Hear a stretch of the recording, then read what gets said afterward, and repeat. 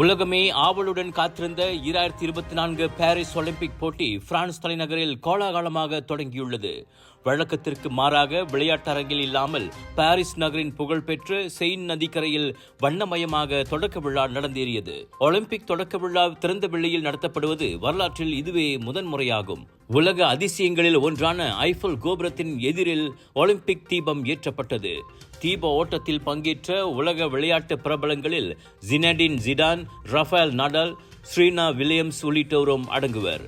3 மணி நேர கண்கவர் தொடக்க விழாவில் பிரான்ஸ் விமானப்படையின் வான் சாகசங்கள், லேடி காகா, சிலின் டியான் உள்ளிட்டோரின் இசை கச்சேரி, நடனம், லேசர் மற்றும் ட்ரோன் ஜாலங்கள், வான வேடிக்கைகள் என அங்கு களை கட்டின.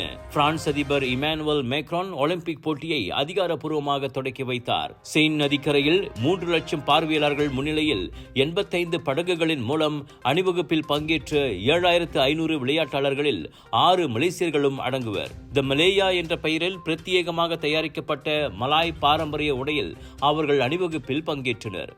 தேசிய முக்குளிப்பு வீரர் பெட்ரன் ரோடிக், பாய்மர படகு போட்டியாளர் நூர் ஷஸ்ரின் முகமது லத்தீப் இருவரும் தேசிய கொடியை ஏந்தி சென்றனர். ஒலிம்பிக்கில் முதல் தங்கப்பதக்கத்தை வெல்லும் வேட்கையோடு மலேசியா இம்முறை மொத்தமாக 26 பேரை பாரிஸுக்கு அனுப்பியுள்ளது.